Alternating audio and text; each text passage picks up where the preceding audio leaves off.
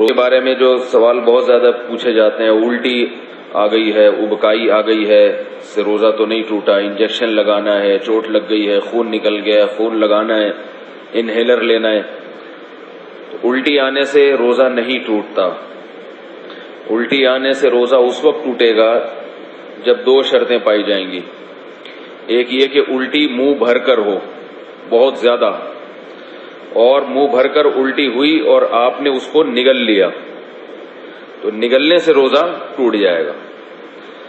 دوسری شرط یہ ہے کہ الٹی منہ بھر کر ہو، خود سے نہ ہو بلکہ آپ نے جان بوجھ کر کی ہو، منہ بھر کر اچھی طرح سے ہو۔ منہ بھرنے کا مطلب یہ ہوتا ہے کہ اتنی زیادہ ہو کہ آپ اگر روکنا چاہیں تو وہ روک نہ سکیں، اس کو منہ بھر کے کہتے ہیں۔ ورنہ اب منہ ہر ایک کا جو ہے کیونکہ وہمی لوگ جو ہے نا، پھر وہ وہمی لوگ جو ہے نا وہ تنگ کرتے ہیں۔ وہمی کہتے ہیں اب مجھے پتہ ہی نہیں چل رہا کہ میرا منہ بھر کے ہوا ہے یا منہ تھوڑا ہوا ہے۔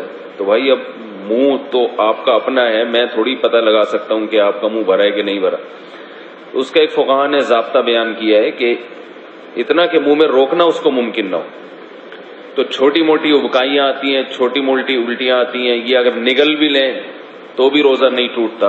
ابکائی آئی اور آپ واپس لے گئے تو نہیں ٹوٹتا۔ تو منہ بھر کر ہو اور آپ اس کو نگل لیں، یا نگلیں تو نہیں لیکن وہ منہ بھر کے خود سے نہیں ہوئی بلکہ آپ نے حلق میں انگلی ڈال کے قے کی ہے۔ تو عام طور پر ایسا کوئی کرتا نہیں ہے روزے میں، اس لیے اس کو اتنا بیان کرنے کی ضرورت بھی پیش نہیں آتی۔ اس کے علاوہ گلوکوز چڑھانے سے، انجیکشن لگانے سے روزہ نہیں ٹوٹتا۔ روزہ ٹوٹتا ہے کھانے پینے کے، ناک کے راستے یا منہ کے راستے کوئی چیز پیٹ کے اندر جائے، یا مقعد کے راستے کوئی چیز پیٹ کے اندر جائے۔ آنکھ میں دوا ڈالنے سے روزہ نہیں ٹوٹتا، خوشبو لگانے سے روزہ نہیں ٹوٹتا، خوشبو سونگھنے سے روزہ نہیں ٹوٹتا ہے۔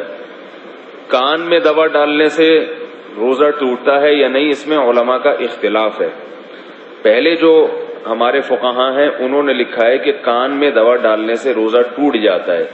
اس کی وجہ یہ ہے کہ ان کا یہ خیال تھا کہ کان جو ہے نا یہ دماغ تک اس کا کوئی لنک ہے، ہم جب کوئی چیز کان میں ڈالتے ہیں تو دماغ میں پہنچتی ہے وہ۔ لیکن بعد میں جو ڈاکٹروں کی تحقیق ہے وہ یہ کہ کان میں کچھ بھی ڈال دیں وہ دماغ تک نہیں پہنچتی، نہ پیٹ میں جائے گی وہ، نہ دماغ میں جائے گی۔ تو اس تحقیق کی وجہ سے علماء کی رائے بھی تبدیل ہوئی۔ تو ابھی ہمارے اکابر کا جو فتویٰ ہے، یعنی سارے ہی ہمارے اکابر ہیں جو اس کے خلاف ہیں، وہ بھی ہمارے ہی ہیں، لیکن مطلب یہ کہ جو میرے اساتذہ ہیں ان کا جو فتویٰ ہے اس بارے میں وہ یہ ہے کہ روزہ نہیں ٹوٹتا کان میں دوا ڈالنے سے۔ البتہ ہمارے ہی اکابر میں بعض اس کے قائل ہیں کہ ٹوٹ جاتا ہے، تو احتیاط یہ کہ نہ دوا ڈالی جائے، اور اگر کسی نے دوا ڈال دی ہے تو بھی کچھ نہیں ہوتا، انشاءاللہ روزہ نہیں ٹوٹے گا۔ آنکھ میں دوا ڈال دی اور اس کا اثر گلے میں محسوس ہوا تو بھی روزہ نہیں ٹوٹتا، سمجھ رہے بات کو؟ تو سر میں تیل لگانے سے روزہ نہیں ٹوٹتا، احتلام ہو جانے سے، نائٹ فال ہو جانے سے روزہ نہیں ٹوٹتا۔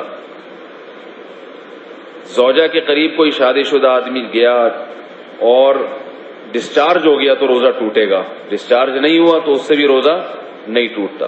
اور یاد رکھیں اگر اس نے ہم بستری کر لی تو پھر جو ہے روزہ بھی ٹوٹے گا اور 60 روزوں کا کفارہ بھی ہے اس کے اوپر۔ زوجہ سے ہم بستری بالکل حلال نہیں ہے روزے کی حالت میں، اور ویسے جان بوجھ کر روزے میں کھا لیا تو بھی روزہ ٹوٹے گا بھی، اور 60 روزوں کا کفارہ بھی ادا کرنا پڑے گا اس کو۔ تو رمضان میں کھانے کی اجازت نہیں ہے روزے کی حالت میں، روزہ ہی کیسا جس میں کھانے کی اجازت ہو، تو سزا بھی ملے گی، صرف روزہ نہیں ٹوٹے گا اس میں۔